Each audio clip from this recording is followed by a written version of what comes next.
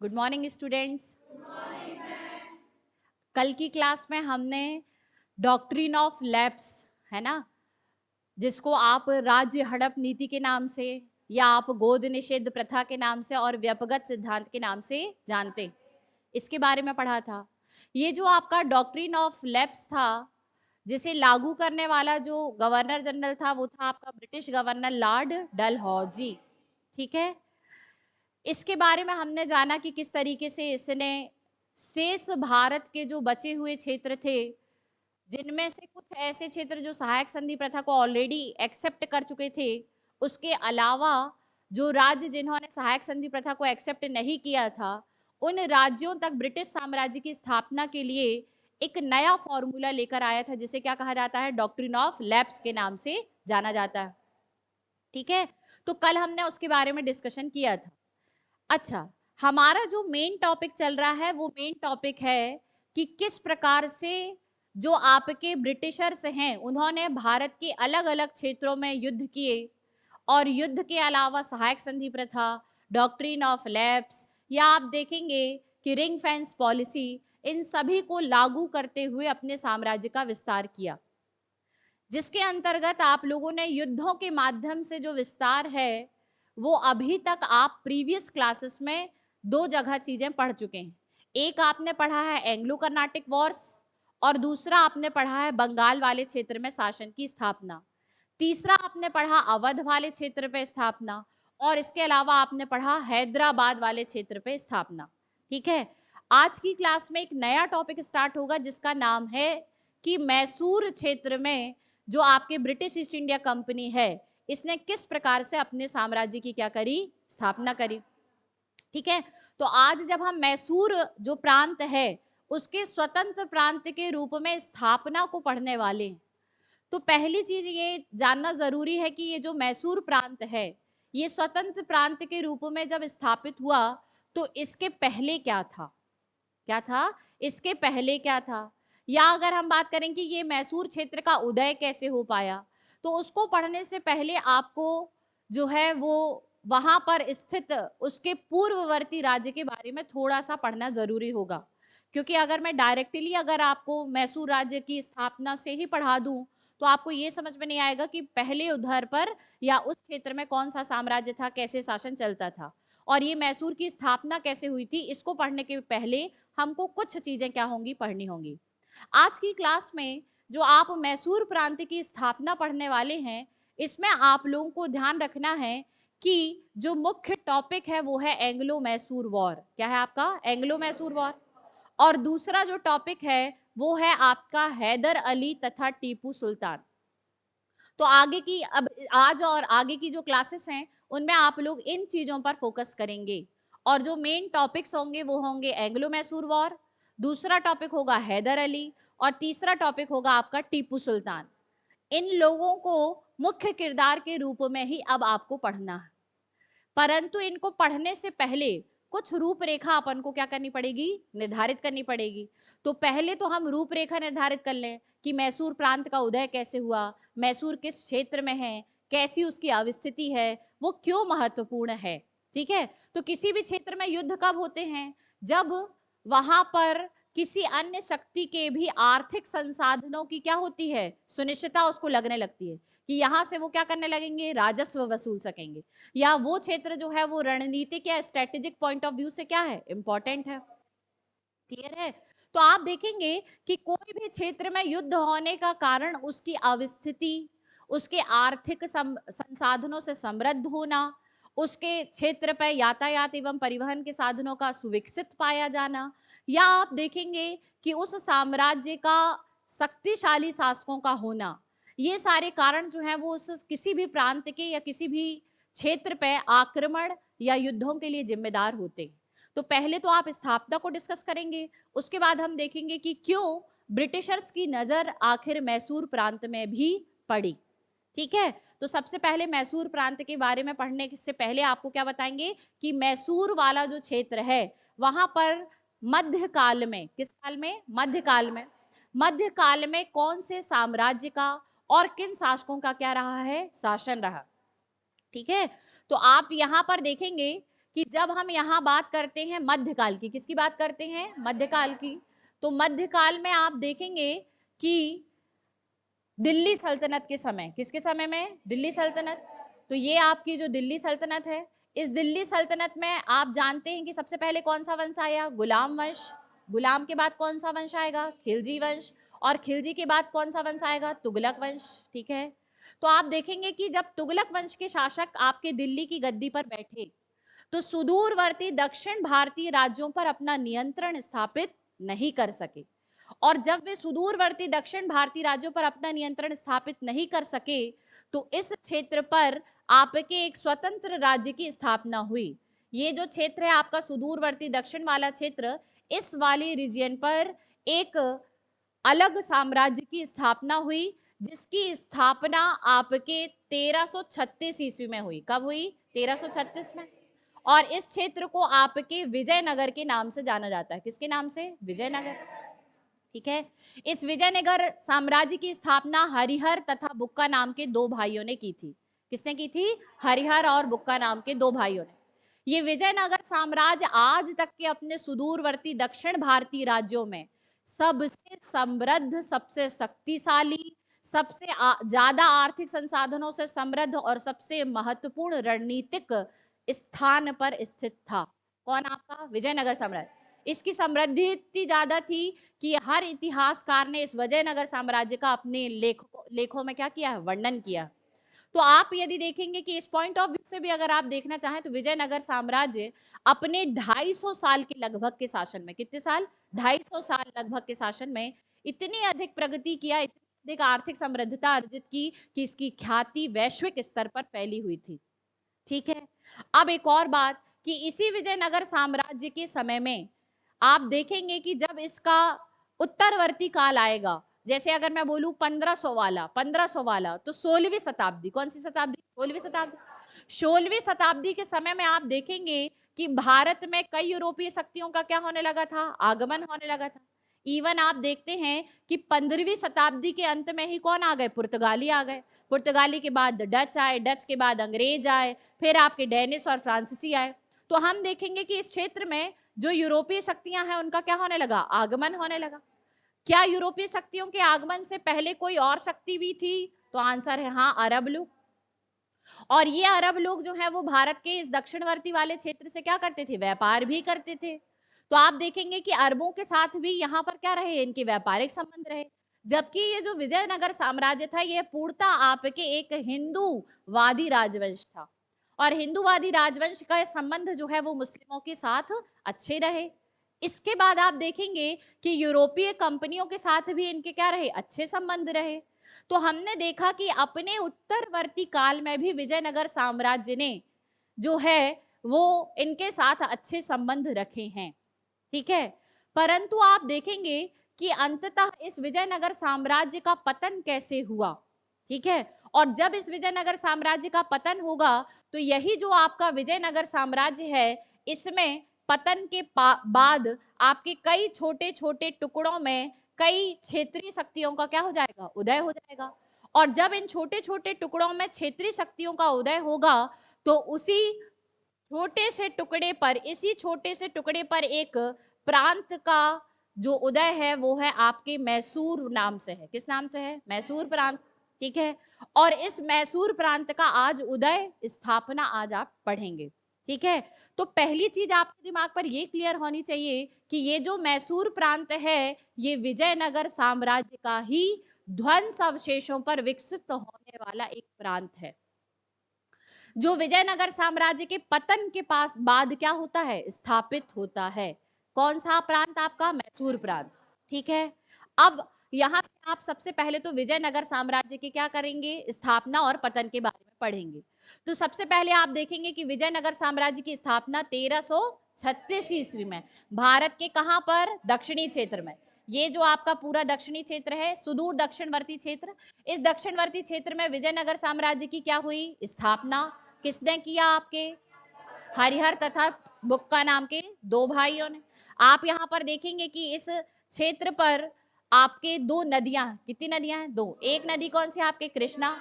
और दूसरी नदी आपके कौन सी है? तुंगभद्रा। तो ये जो विजयनगर साम्राज्य है, इसके जो राज्य क्षेत्र है वहां पर जो मुख्य नदी है वो क्या है आपकी तुंगभद्रा। तो तुंगभद्रा नदी के किनारे पर यहाँ पर जो विजयनगर साम्राज्य स्थापित हुआ, कब? 1336। और 1336 से 1565, लगभग आपके 300 साल तक ये साम्राज्य रहेगा। और इस साम्राज्य को 300 साल में 4 राजवंशों ने संभाला। कितने राजवंशों ने? 4। हम देखेंगे कि इस विजयनगर साम्राज्य में 4 राजवंशों का शासन रहा। पहला है संगम वंश, दूसरा है सालुव वंश, तीसरा है तुलुव वंश और चौथा है आपका अराविडु वंश। इसी अराविडु वंश मतलब अंतिम वंश कौन सा होगा आपका? अराविडु वंश। इस अराविडु वंश के समय में ही आपके इस विजयनगर साम्राज्य पर, ये दक्कन के पठार वाले क्षेत्र पर, किस वाले क्षेत्र पर? दक्कन के पठार वाले क्षेत्र पर। यहाँ आप देखेंगे कि दक्कन के पठार में कुछ क्षेत्रीय शक्तियों का उदय हुआ। अब चूंकि ये जो दक्कन का पठार वाला क्षेत्र था, यहाँ पर जो क्षेत्रीय शक्तियां उदित हुई वो आपके अलग अलग एरिया में हुई। हम देखेंगे कि जैसे यहाँ पर आपके एक क्षेत्र है बीदर, क्या है आपका? बीदर। दूसरा है बीजापुर, फिर है आपका गोलकुंडा, अहमदनगर और बरार। ठीक है, तो ये आपके जो क्षेत्रीय शक्तियां हैं, इन क्षेत्रीय शक्तियों को ही आप दक्कन की सल्तनत के नाम से जानते हैं। किसके नाम से जानते हैं? दक्कन की सल्तनत। ठीक है, अब ये जो दक्कन की सल्तनत है, जब इनका यहाँ पर उदय हुआ तो अब ये नीचे जो विजयनगर साम्राज्य है, जो इतना समृद्धशाली है, जिसकी ख्याति इतनी ज्यादा है, जो शक्तिशाली है, इससे इन लोगों ने संघर्ष करना क्या हुआ? शुरू किया। तो आप देखेंगे कि अगर ये अलग अलग लड़ती हैं तो क्या ये जीत पाती हैं? आंसर नहीं जीत पाती। लेकिन इन्होंने क्या किया? आगे चलकर अपना महागठबंधन तैयार किया और उस महागठबंधन के तैयार करने के बाद फिर कहां पर आक्रमण किया? विजयनगर साम्राज्य पर आक्रमण किया। तो हर आक्रमण के पीछे कोई कारण होता है। क्या होता है? हर आक्रमण के पीछे कोई कारण होता है। तो आप देखेंगे कि विजयनगर साम्राज्य में जो अंतिम वंश है वो कौन सा है आपका? अराविडु वंश। और अराविडु वंश का एक सबसे महत्वपूर्ण शासक था जिसका नाम है राजा कृष्णदेव राय। क्या नाम है आपका? राजा कृष्णदेव राय। तो राजा कृष्णदेव की जो आपके शासन व्यवस्था है, इसके बाद वंशानुगत रूप से कालांतर में अलग अलग क्या होंगे? शासक होंगे। और इसी के बाद आपके अराविडु वंश में एक नया और अंतिम शासक जो बनेगा उसका नाम है सदाशिव राय। क्या नाम है? हाँ, तो सदाशिव राय जो है, इसका एक मंत्री था जिसका नाम था राम राय। क्या नाम था आपका? राम राय। अब यहाँ पर बात आती है कि ये राम राय कौन था? राम राय भी अराविडु वंश के वंशजों में से ही एक था, जो आपके इस अराविडु वंश के एक शक्तिशाली शासक कृष्णदेव राय का दामाद भी था। इसीलिए इस राम राय का प्रशासनिक गतिविधियों में काफी हस्तक्षेप था। और आप देखेंगे कि इतना अधिक हस्तक्षेप था कि ये अपने मंत्री के पद पर होते हुए भी सदाशिव राय जो कि शासक था उस पर अपना संपूर्ण नियंत्रण स्थापित कर लिया। और संपूर्ण नियंत्रण स्थापित करने के पश्चात ये सदाशिव राय जो है, इसका तो खुद ही काम प्रशासनिक मन जो है वो प्रशासनिक गतिविधियों में नहीं लगता था। इसीलिए सदाशिव राय एक पपेट रूलर या एक कठपुतली शासक के रूप में स्थापित हुआ और संपूर्ण जो प्रशासनिक गतिविधियां हैं उस पर नियंत्रण कौन रखने लगा? राम राय ही रखने लगा। अब ये राम राय जो है, ये प्रशासन संबंधी नीतियां निर्धारित करता था, आर्थिक नीतियां, राजनीतिक नीतियां, और इसके साथ साथ एक सबसे महत्वपूर्ण जो नीति है वो है आपके साम्राज्य विस्तार की नीति। कौन सी नीति है आपके? साम्राज्य विस्तार की नीति। तो आप देखते हैं कि ये जो है ये आपका विजयनगर साम्राज्य है और इस विजयनगर साम्राज्य के ऊपर जो है वो आपके दक्कन की अलग अलग क्या है? सल्तनत है। तो ये जो आपके दक्कन की सल्तनत वाला क्षेत्र था, इस वाले क्षेत्र पर इस राम राय ने सोचा कि क्यों ना मैं उन पर आक्रमण करके अपना क्या करूं? साम्राज्य का विस्तार करूं। तो विजयनगर साम्राज्य को विस्तारित करने की दृष्टि से सबसे पहले इस राम राय ने दक्कन की सल्तनतों पर आक्रमण कर दिया। इस राम राय ने क्या किया? दक्कन की सल्तनत पर आक्रमण किया और आक्रमण करके इनके कुछ क्षेत्रों को क्या कर लिया? विजित कर लिया। ठीक है, अब होगा ये कि जब इसने इनके क्षेत्र को क्या कर लिया? कैप्चर। क्या कर लिया? कैप्चर कर लिया। तो अब यहाँ पर ये जो विचार है, दक्कन की सल्तनत ये विचार करने लगी कि कैसे हम विजयनगर साम्राज्य के को क्या करें? पराजित करें, क्योंकि ये अपना राज्य विस्तार हमारे क्षेत्र में कर रहे हैं। तो इन्होंने सोचा कि इतने बड़े विजयनगर साम्राज्य को अगर हम अकेले लड़ने जाएंगे तो हम कैसे हैं, छोटे हैं, कमजोर हैं। तो इन्होंने सोचा कि क्यों ना हम सभी क्या कर लें, महागठबंधन बना लें। तो राम राय जिसने यहाँ पर आक्रमण करके दक्कन की सल्तनत के कुछ क्षेत्रों को जीता था, उसको उसके इस बदले को लेने के लिए जो आपके दक्कन की सल्तनत है, उन्होंने महागठबंधन की स्थापना करी। क्या करी, महागठबंधन की स्थापना करी। और आप देखेंगे कि इसी विजयनगर साम्राज्य के अंतर्गत आने वाला एक क्षेत्र जो है, जिसे आप कर्नाटक नाम से जानते हैं, किस नाम से जानते हैं, हाँ, इसी कर्नाटक नामक वाले क्षेत्र पर यहाँ पर एक जगह है जिसका नाम है तालीकोटा। क्या नाम है, तालीकोटा। इसी तालीकोटा के पास एक स्थल है जिसका नाम है राक्षसी तंगड़ी। क्या नाम है, राक्षसी तंगड़ी। और वहीं पर आपकी बन्नी हट्टी नामक जो जगह है वहां, यहाँ पर जो है इस तालीकोटा वाले क्षेत्र पर ये जो आपके दक्कन की सल्तनत है, अहमदनगर, बीजापुर, बीदर, बरार, इनमें से कुछ सल्तनतों ने अपना महागठबंधन बनाया और गठबंधन बनाकर इसके तालीकोटा नामक स्थान पर आक्रमण कर दिया। कहां पर आक्रमण किया, तालीकोटा में। कब आक्रमण किया, तो आंसर है 1565 में आक्रमण किया। और इस युद्ध में आप देखेंगे कि राम राय जो है वो इस महागठबंधन से क्या हो जाता है, पराजित हो जाता है। ठीक है, इतनी बातें सभी को क्लियर है। ठीक, अब आप देखेंगे कि जब यहाँ पर राम राय पराजित होता है तो इन्होंने बुरी तरह पराजित करने के बाद आगे इस विजयनगर साम्राज्य की राजधानी हम्पी तक पहुंचे। कहां पहुंचे, हम्पी। तो हम्पी पहुंचेंगे और विजयनगर की राजधानी हम्पी पर भी आक्रमण करके उसे भी लगभग उसे संपूर्णतः क्या करने का प्रयास किया, नष्ट करने का प्रयास किया। और हम्पी को भी क्या कर दिया, नष्ट कर दिया। अब आप ये जो साम्राज्य देख रहे हैं विजयनगर का, ये छत विछत हो गया। और छत विछत होने के बाद कई छोटे छोटे भागों में टूट गया। ये जो है तालीकोटा के युद्ध के बाद ये जो विजयनगर क्षेत्र था, ये क्या हो गया, कई छोटे छोटे क्षेत्रों में विभाजित हो गया। और आप देखेंगे कि इन्होंने अपनी राजधानी यहाँ स्थानांतरित करी, जिसका नाम क्या कहलाएगा आपका, पेनु गोंडा। ठीक है, तो राजधानी चूंकि हम्पी पूरी तरह नष्ट कर दी गई थी तालीकोटा के युद्ध में, तो इन्होंने राजधानी का स्थानांतरण कहां कर दिया, पेनुगोंडा में कर दिया। ठीक है, और चूंकि विजयनगर के साम्राज्य का पतन हुआ, तो पतन होने के बाद अराविडु वंश समाप्त हो जाएगा और ये जो छोटे छोटे क्षेत्र अब उभरेंगे, उनमें से एक क्षेत्र होगा मैसूर। क्या होगा आपका, मैसूर। ठीक है, तो कहानी हमने बता दी है, अब इसको सिस्टमेटिकली पढ़ लेते हैं। ठीक है, तो आप देखेंगे कि अराविडु वंश का अंतिम शासक कौन है, सदाशिव राय। इसने अपने मंत्री राम राय की सहायता से क्या हुआ था, गद्दी पर बैठा था। तो संपूर्ण शासन की वास्तविक शक्तियां किसके पास थी, राम राय के ही पास थी। इस राम राय ने क्या किया, कई युद्धों पर विजय किया और इसने विजयनगर साम्राज्य का साम्राज्य विस्तार करने के लिए दक्कन की सल्तनत वाले क्षेत्रों पर क्या किया, आक्रमण। और आक्रमण करके इसने क्या किया, उनके कई क्षेत्रों को क्या कर लिया, जीत लिया। ठीक है, तो आप देखेंगे कि कौन कौन से क्षेत्रों को कौन जीतेगा, आपका राम राय जीतेगा। ठीक है, तो हम देखेंगे कि राम राय कौन कौन से क्षेत्रों को जीता। ठीक है, आप देखेंगे कि इसने जब दक्कन की सल्तनतों पर आक्रमण किया तो रायचूर क्षेत्र, कौन सा क्षेत्र, रायचूर, मुदगल और अदौनी में स्थित किलों पर क्या कर लिया, जीत लिया। ठीक है, अब ये जो दक्कन की सल्तनत है, ये क्या बनाएंगी, महागठबंधन बनाएंगी। क्या बनाएंगी, महागठबंधन।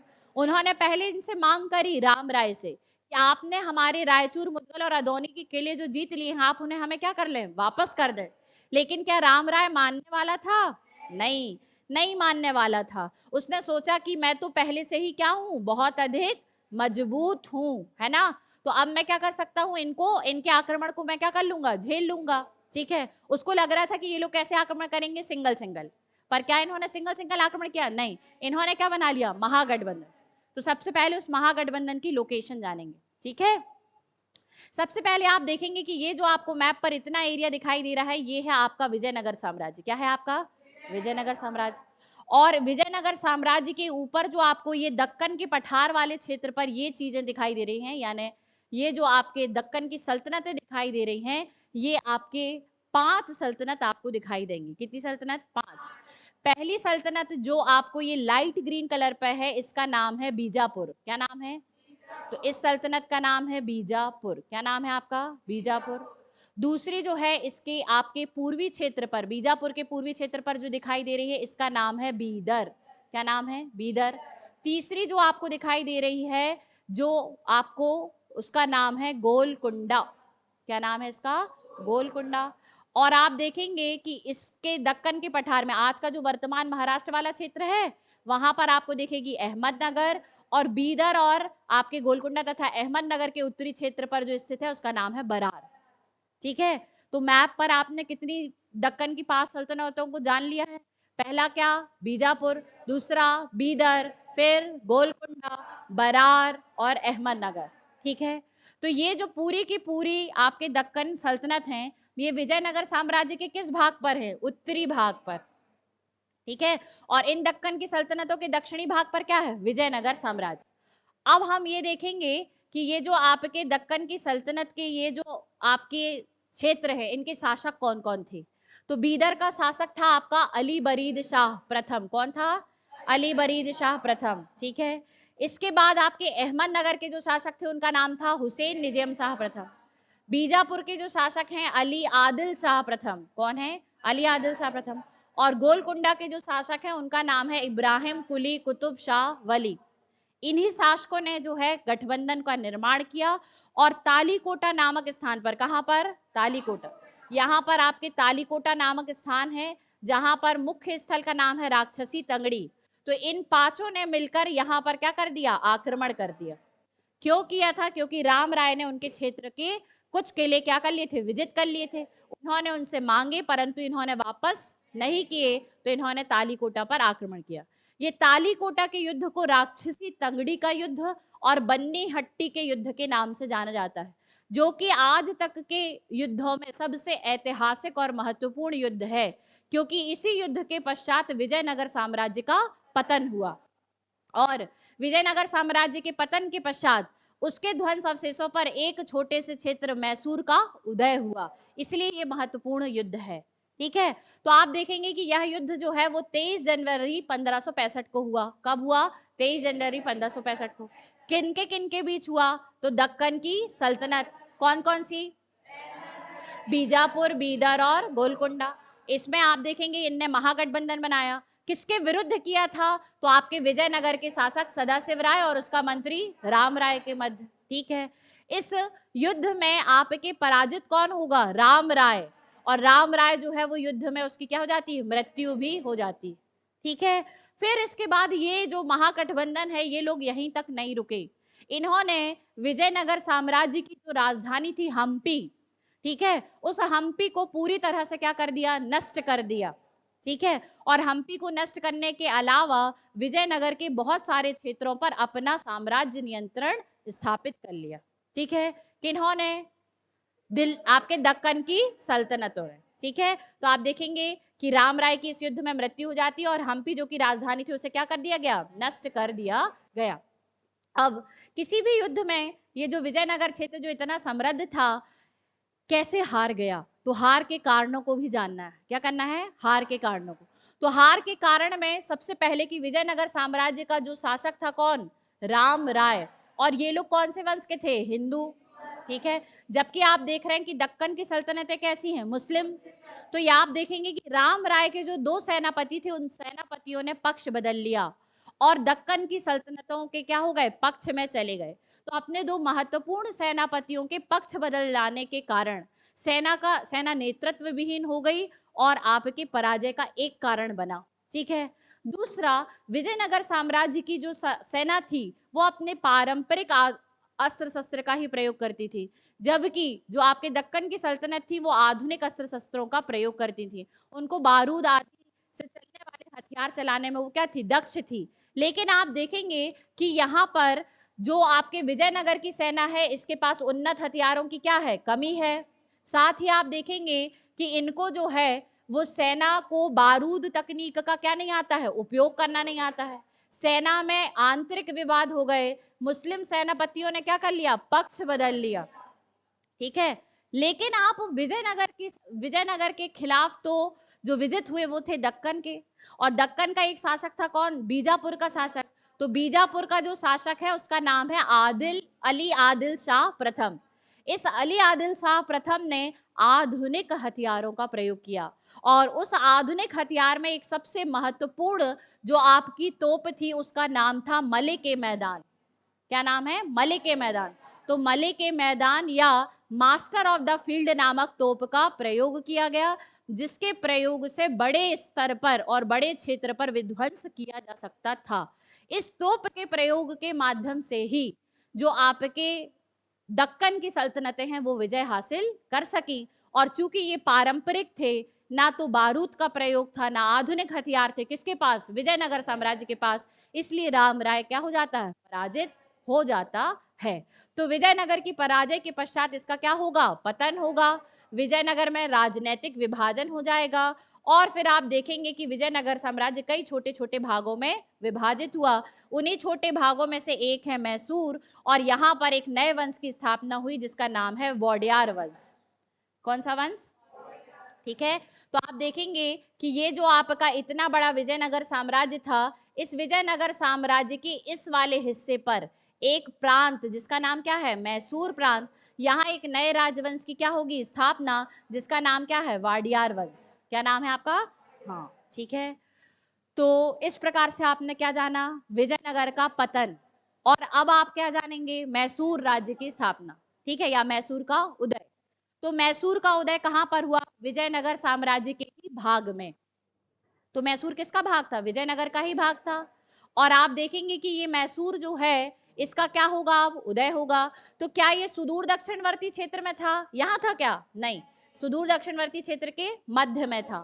ठीक है, तो सुदूर दक्षिणवर्ती क्षेत्र के मध्य में स्थित था। विजयनगर साम्राज्य के पतन के बाद उसके ध्वंस अवशेषों पर ही इसका क्या हुआ? उदय हुआ।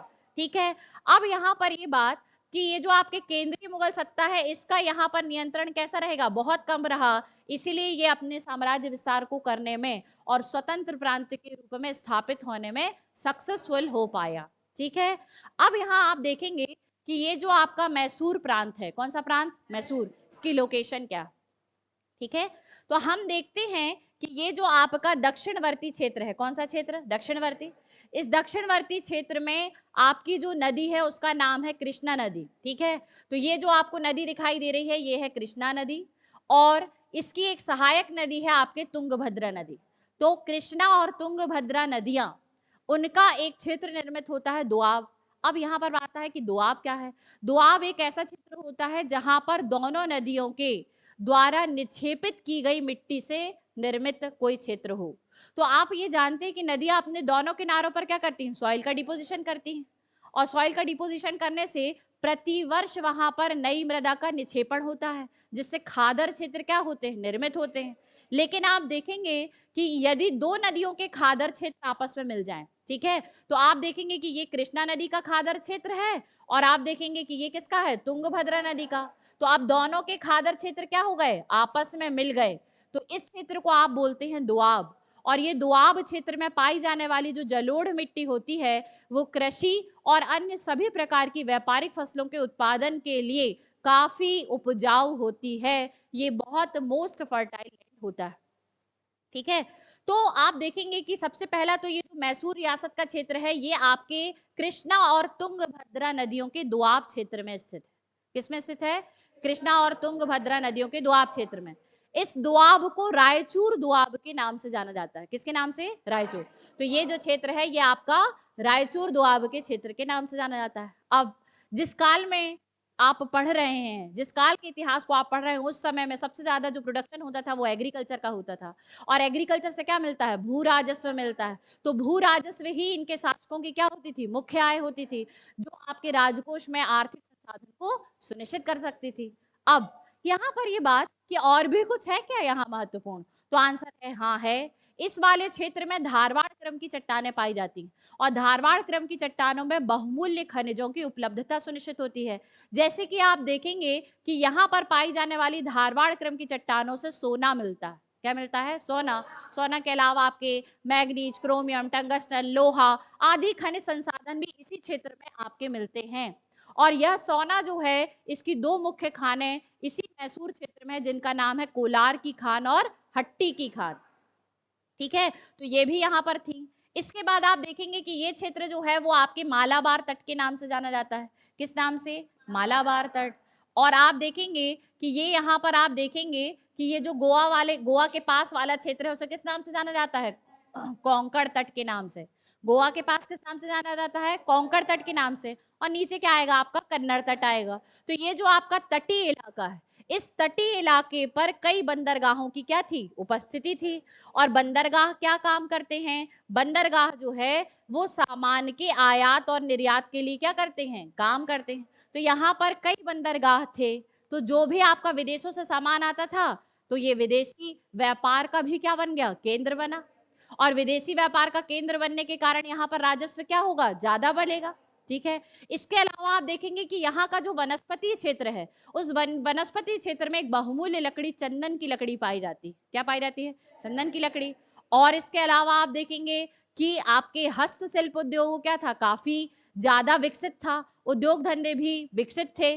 तो आप देखेंगे कि ये मैसूर जो क्षेत्र है ये एक अत्यंत महत्वपूर्ण और समृद्ध तथा उपजाऊ क्षेत्र है, जहां पर राजस्व बहुत अधिक क्या हो रहा है? अर्जित हो रहा है। तो आप ये क्षेत्र को इसलिए भी जान लें कि किसी भी क्षेत्र पर आक्रमण होते हैं या युद्ध होते हैं तो उसका मुख्य कारण उसकी समृद्धता ही होती है।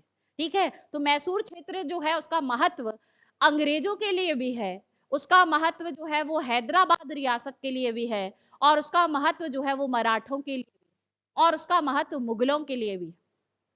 तो जिस समय में आपका मैसूर प्रांत का उदय होगा, उस समय में जब आप भारत की स्थिति देखेंगे, किसकी स्थिति देखेंगे? भारत की।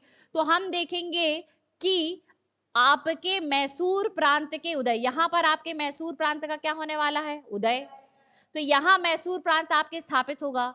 लेकिन जब आप संपूर्ण भारत क्षेत्र में क्या राजनीतिक स्थिति है इसको जानेंगे तो आपको पता चलेगा कि भारत में तो अलग अलग चीजें चल रही हैं। केंद्रीय सत्ता पर कौन है? आपके मुगल हैं। केंद्रीय सत्ता पर कौन है? मुगल।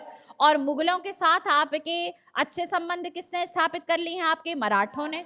ठीक है। तो आप देखेंगे कि इसके इस क्षेत्र से लेकर यहाँ तक आपके किसका विस्तार है? मराठों का विस्तार है। ठीक है।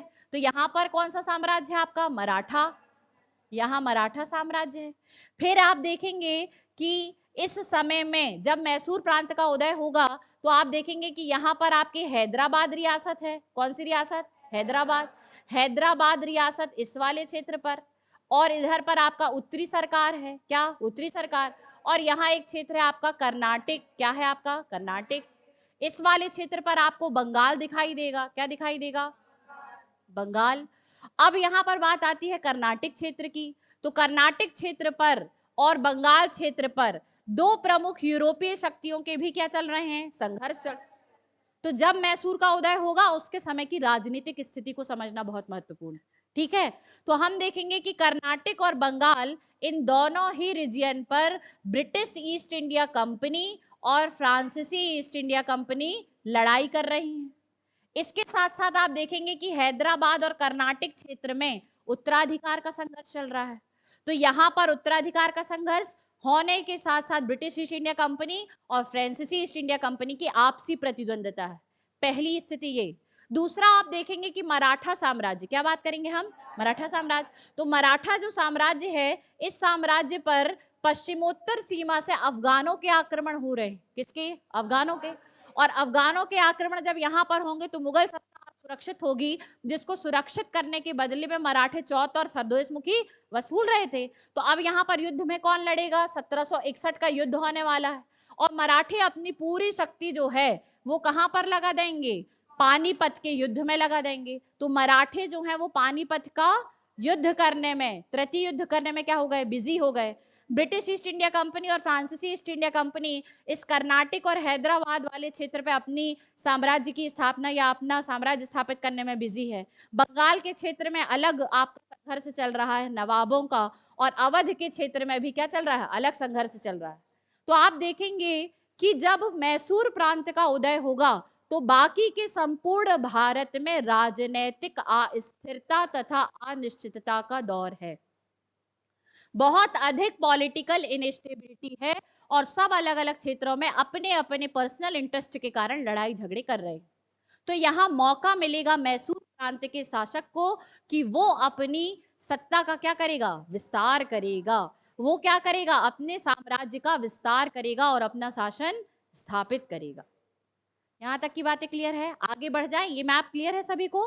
क्या राजनीतिक स्थिति थी, ये सभी को क्लियर है? चलिए, तो अब जो है वो हम देखेंगे किसके बारे में, मैसूर का। तो हमने सबसे पहले बताया कि अब, अच्छा एक बात और जान लें कि ये जो मैसूर प्रांत है, इस मैसूर प्रांत पर किन किन शक्तियों के आक्रमण होंगे। ठीक है, जब इसका साम्राज्य विस्तार होगा तो कौन कौन सी शक्तियां जो हैं वो आपस में क्या करेंगी, लड़ाई करेंगी। तो आप देखेंगे कि आपको इस मैसूर क्षेत्र पे 3 शक्तियों के संघर्ष देखने मिलेंगे। सबसे पहला मैसूरों का संघर्ष होगा मराठा के साथ। किसके साथ, मराठा के साथ। मैसूरों का संघर्ष होगा हैदराबाद के निजाम के साथ।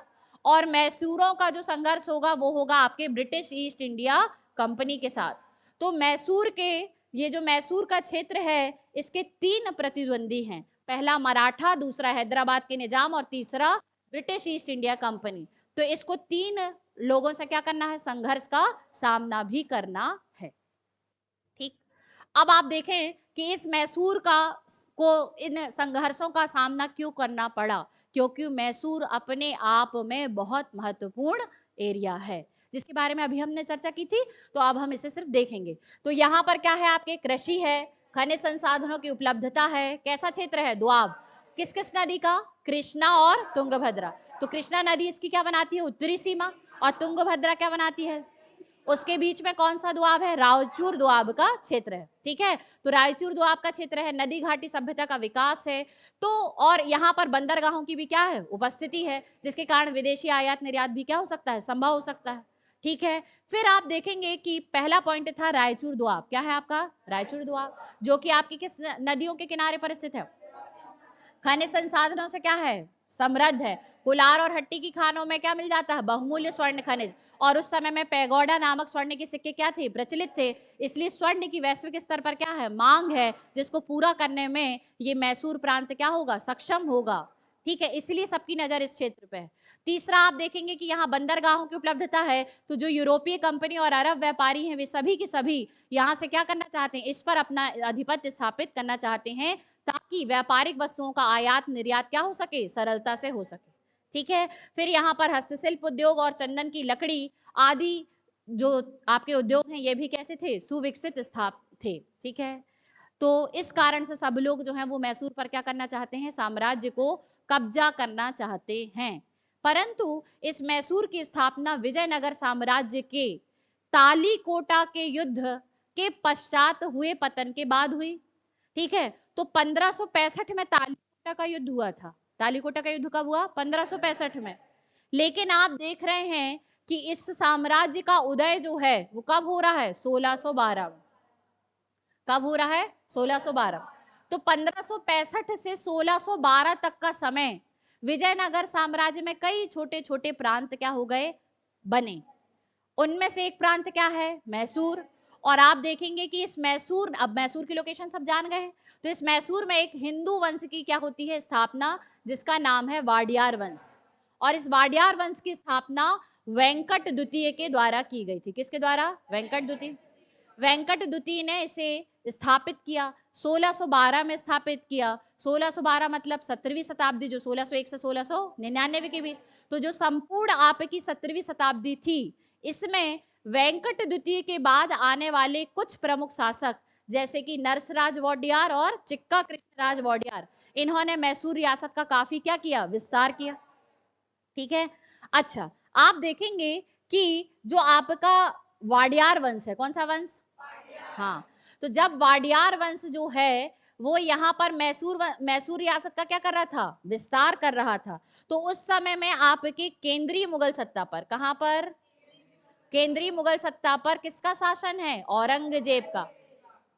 किसका शासन है, तो औरंगजेब जो है वो आपका एक शक्तिशाली शासक है कि कमजोर शासक है, और शक्तिशाली शासक है तो क्या वह नियंत्रण कर पाएगा, हाँ कर पाएगा। तो आप देखेंगे कि औरंगजेब जो है वो इस दूरवर्ती शासकों को क्या करना करेगा, उन पर आक्रमण करेगा और उन्हें अपनी अधीनता को स्वीकार करने के लिए क्या कर देगा, मजबूर।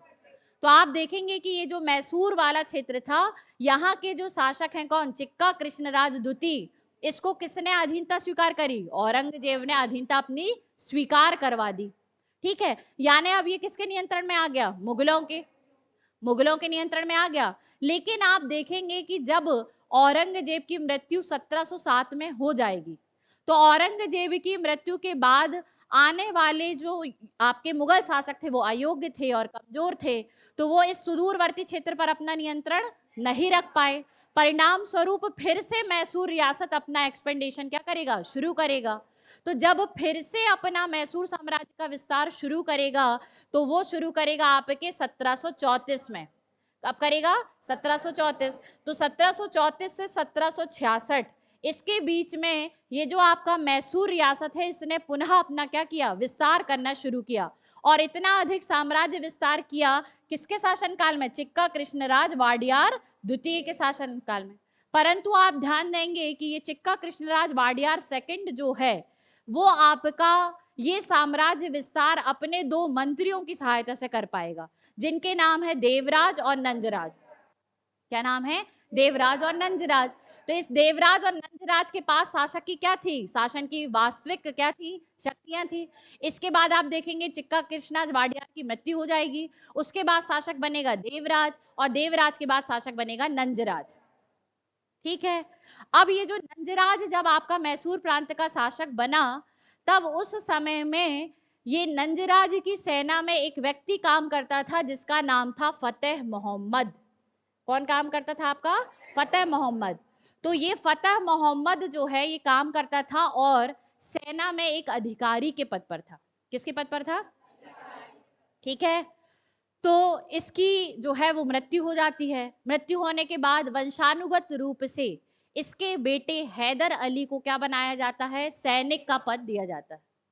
ठीक है, और इसी हैदर अली ने मैसूर प्रांत का सबसे अधिक विस्तार किया और मैसूर प्रांत को एक स्वतंत्र प्रांत के रूप में स्थापित किया। ठीक है, तो आज जो आप हैदर अली के बारे में पढ़ने वाले हैं, उस हैदर अली के करियर की शुरुआत बता देते। ठीक है, कई लोगों को अपने जीवन में बहुत सारी शिकायतें होती कि हमारे पास ये वाले संसाधन नहीं हैं या दूसरे संसाधन, ये वाला संसाधन नहीं है। लेकिन आप देखेंगे कि ये जो हैदर अली है, जिसने इतने बड़े मैसूर रियासत क्षेत्र को स्थापित किया और आपके स्वतंत्र प्रांत के रूप में विकसित भी कर लिया, इसकी कुछ अपनी चारित्रिक विशेषताएं, और इतिहास में हर जो कैरेक्टर होता है वो आपको कुछ ना कुछ प्रेरणा देता है। तो हमको हैदर अली से क्या प्रेरणा लेनी चाहिए? हैदर अली जो है वो सबसे पहले तो अनपढ़ है, इलिटरेट है, लेकिन इलिटरेट होना उसका एक छोटा सा दुर्गुण है।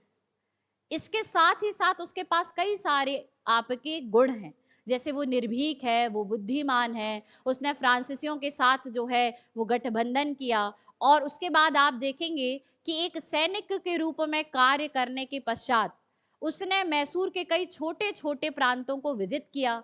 उसके बाद साम्राज्य विस्तार किया। साम्राज्य विस्तार करने के पश्चात वो आगे सैन्य कमांडर के पद पर आया। सैन्य कमांडर के पद पर आने के बाद भी वो कई युद्धों में मराठों से पराजित हो जाता है। लेकिन आप देखेंगे कि जीवन ऐसा ही है। ठीक है, शुरुआत हमेशा कैसे होती है? छोटे से ही होती है, और संसाधन जो होते हैं वो कम भी हो तो आप एक उच्च स्तर तक पहुंच सकते। और उच्च स्तर पर वो पहुंचा कौन? आपका हैदर अली। और इसने मैसूर रियासत को इस स्तर तक पहुंचा दिया कि ब्रिटिश ईस्ट इंडिया कंपनी भी इससे क्या करेगी? लोहा लेगी। और अंततः आप देखेंगे कि इसने ब्रिटिश ईस्ट इंडिया कंपनी को पहले एंग्लो मैसूर वॉर में पराजित भी किया। ठीक है, तो कभी भी जीवन में आपको निराश नहीं होना चाहिए कि हमारे पास ये संसाधन नहीं है कि वो संसाधन नहीं। आप कहीं से भी क्या कर सकते हैं? शुरुआत कर सकते हैं, और जीवन में किसी भी उच्चतर लक्ष्य को क्या करेंगे? प्राप्त भी कर सकते हैं। ऐसा किसने किया? हैदर अली ने किया। ठीक है, तो आज की क्लास का सबसे महत्वपूर्ण टॉपिक स्टार्ट होता है हैदर अली। ठीक है, जिसका अपन ने कैरेक्टर डिस्कस कर लिया। तो आप देखेंगे कि इसका उत्थान जो है वो वाडियार वंश के अंतिम शासक किसके समय में होगा? आपके नंजराज के समय में। किसके समय में होगा? नंजराज। अब नंजराज के समय में ये क्या बना? सैनिक बना। क्या बना? आपका सैनिक बना। सैनिक बना, और फिर सैनिक बनने के बाद ये क्या करेगा आपका, इसको घुड़सवार बना दिया जाएगा, क्या बनाएगा, घुड़सवार का पद मिला।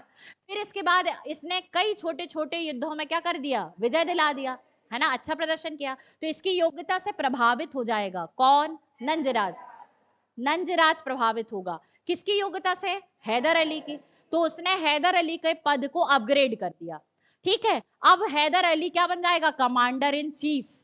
नंजराज की सेना में क्या बन गया, कमांडर इन चीफ। शासक कौन, नंजराज। अब ये जब कमांडर इन चीफ के पद पर नियुक्त होता है, तो ये जो अपनी सेना में सेवाएं दे रहा है, वो दे रहा है डिंडीगुल नामक स्थान पर। कहां पर, डिंडीगुल आज के वर्तमान तमिलनाडु में, ठीक है। यहाँ पर ये क्या कर रहा है, अपनी सेवाएं दे रहा है। लेकिन जब आपके हैदर अली डिंडीगुल नामक स्थान पर अपनी सेवाएं दे रहा है, तब मैसूर प्रांत राजनीतिक रूप से कमजोर हो गया। राजनीतिक रूप से कमजोर हो गया क्योंकि आप देखेंगे कि यहां से मराठाओं के आक्रमण शुरू हुए। किसके आक्रमण, मराठाओं। तो मराठाओं के आक्रमण जो है वो लगातार यहाँ शुरू हुए, और ये मैसूर वाले क्षेत्र में लगातार मराठा शक्ति अपने साम्राज्य विस्तार के लिए युद्ध पे युद्ध, युद्ध पे युद्ध करने लगी। अब ये यहाँ पर डिंडीगुल वाले क्षेत्र में बैठ के ये देख रहा है कि नंजराज जो है वो इस राजनीतिक अस्थिरता को और युद्ध की परिस्थितियों को संभाल नहीं पा रहा।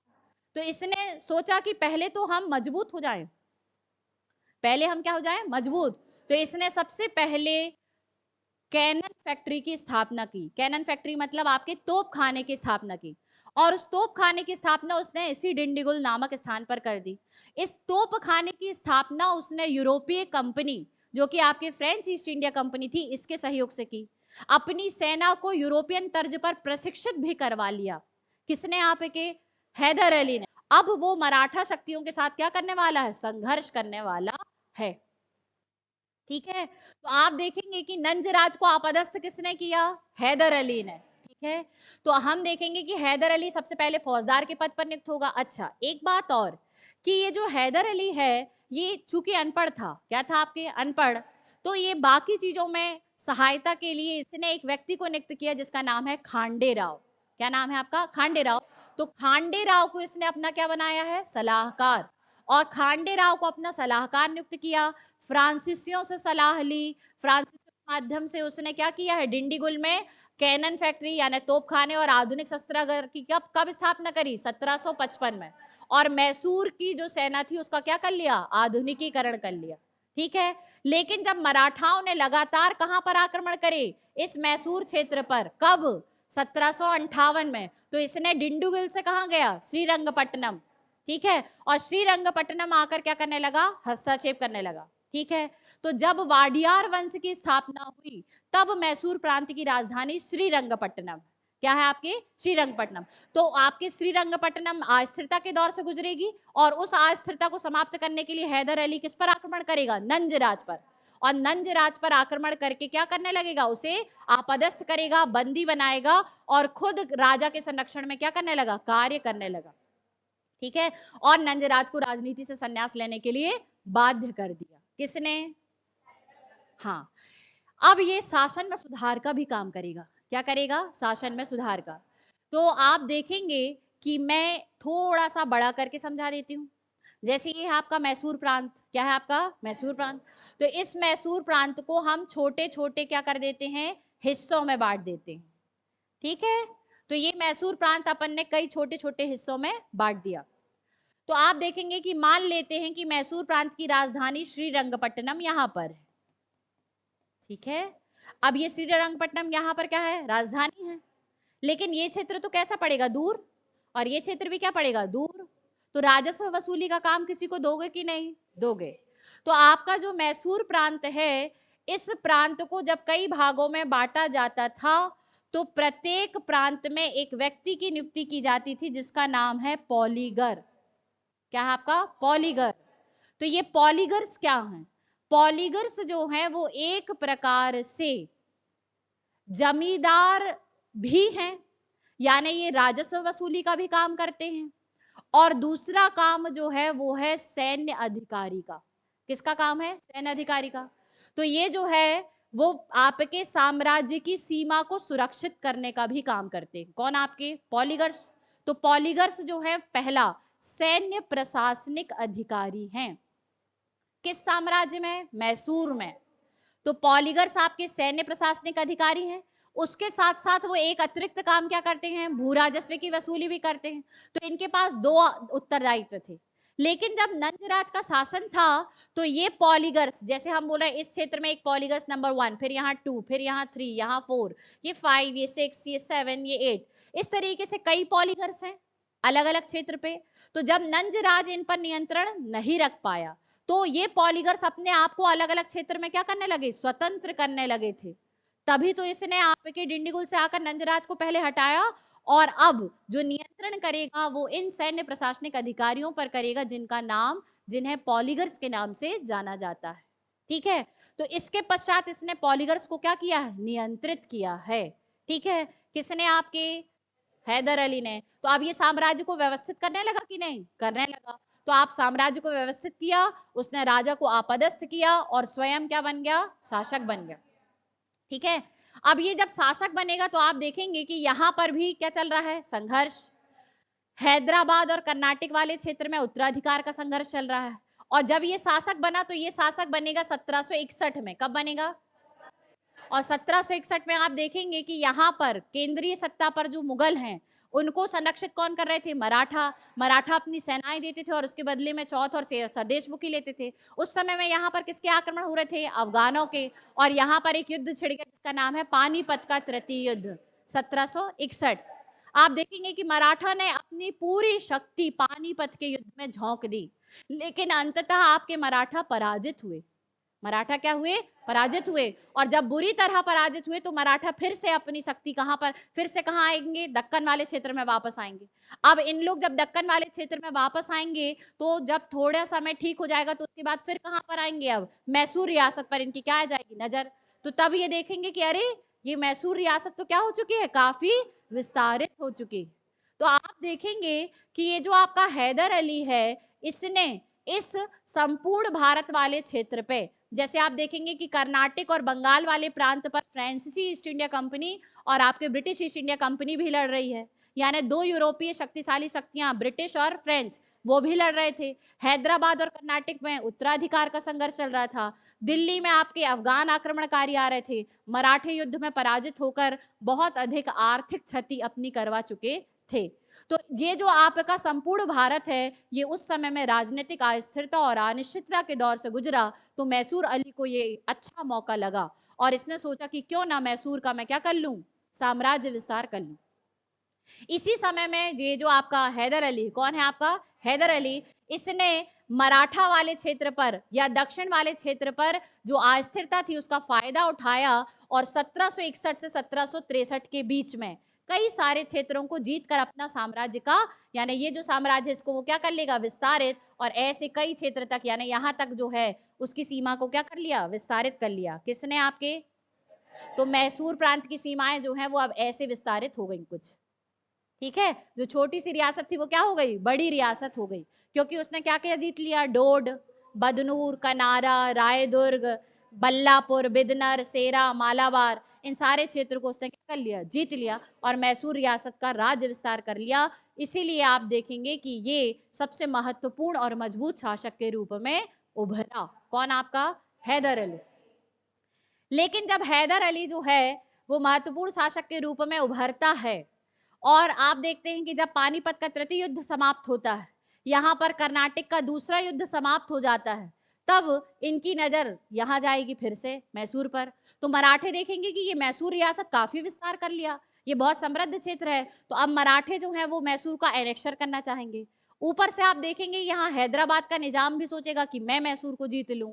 और आप देखेंगे कि ब्रिटिश भी जो है वो मैसूर क्षेत्र पर क्या करना चाहेंगे? विजय प्राप्त करना चाहेंगे। तो अब आप देखेंगे कि हैदराबाद में मैसूर अली पर इन तीनों के ही क्या होने वाले हैं? आक्रमण होने वाले हैं।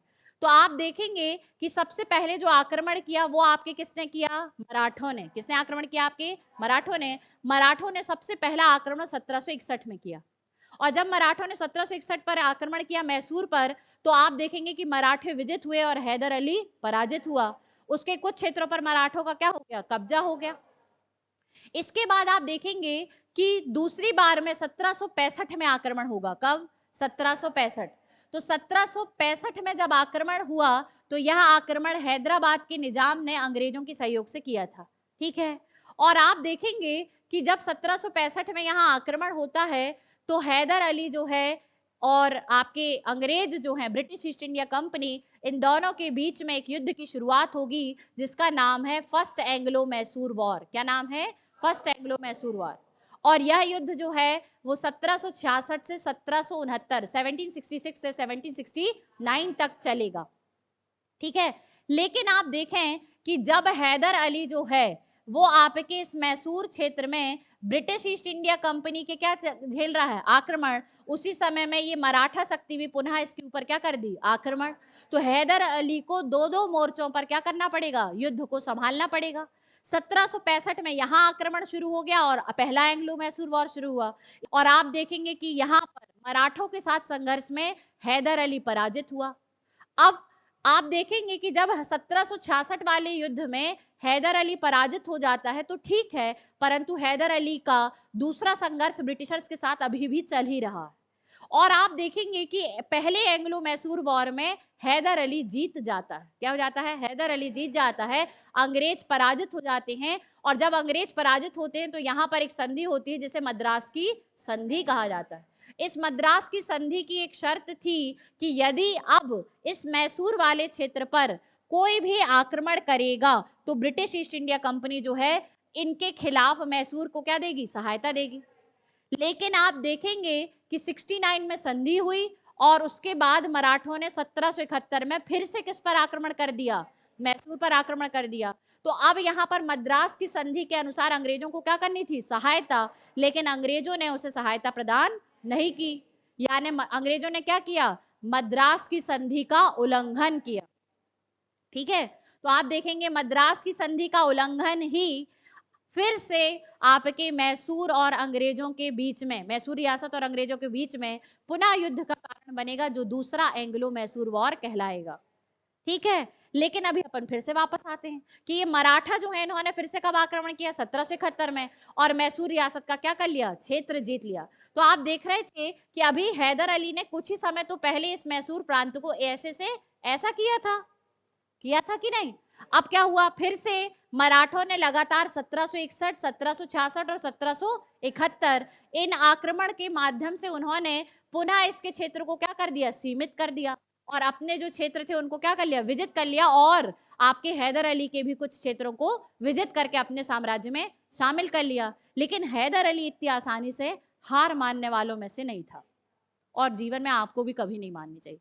हो सकता है जीवन में कभी कभी क्या होती हैं? छोटी छोटी असफलताएं मिल जाती, लेकिन बड़ी सफलता जो होती है वो एक अलग ही आपको खुशी का दौर देती है ना। तो आप देखेंगे एक ही अलग ही रूप में आपको क्या स्थापित करती है। तो अब हैदर अली जो है वो फिर से अपने क्षेत्र को क्या करने का प्रयास करेगा? विजित करने का प्रयास करेगा। लेकिन जब आप तभी करें जब आपको क्या मिले? मौका मिले। तो उस मौके का, उस अपॉर्चुनिटी का आपको भी अपने जीवन में वेट करना चाहिए, ठीक है। तो हैदर अली ने वेट किया। मराठा साम्राज्य का जो शक्तिशाली शासक था माधव राव, उसकी क्या हो गई? मृत्यु हो गई। और जब उसकी मृत्यु हो गई तो अब हैदर अली पुनः मराठों पर क्या करेगा? आक्रमण। तो मराठों पर आक्रमण हैदर अली लगातार शुरू करेगा। कौन करेगा? आपका हैदर अली, ठीक है। अच्छा, पहला जो आक्रमण हुआ था हैदर अली के ऊपर मराठों का, किसके नेतृत्व में? माधव राव के नेतृत्व में, जिसमें हैदर अली क्या हुआ था? हारा था। और जब हारा था तो उसको कितने रुपए वार्षिक कर देना पड़ रहा था मराठों को? 28 लाख रुपए वार्षिक कर, ठीक है। फिर दूसरा युद्ध जो है वो आपके किसके माध्यम से हुआ? हैदराबाद के निजाम ने ब्रिटिशर्स की सहायता से किया था। और किसकी शुरुआत हो गई थी? आंग्ल मैसूर युद्ध की क्या हो गई थी? शुरुआत। तो आंग्ल मैसूर युद्ध कब से लड़ा गया? 1766 से 1769 तक, जिसमें मैसूर का शासक हैदर अली जीता और किसको पराजित किया? अंग्रेजों को। मद्रास की संधि की शर्त क्या थी? कि यदि कोई अन्य शक्ति मैसूर पर आक्रमण करे तो British East India Company Hyder Ali की सहायता करे। और आप देखेंगे 69 के बाद क्या हुआ? 1771 में फिर से पेशवा माधव राव ने क्या कर दिया? आक्रमण, ठीक है।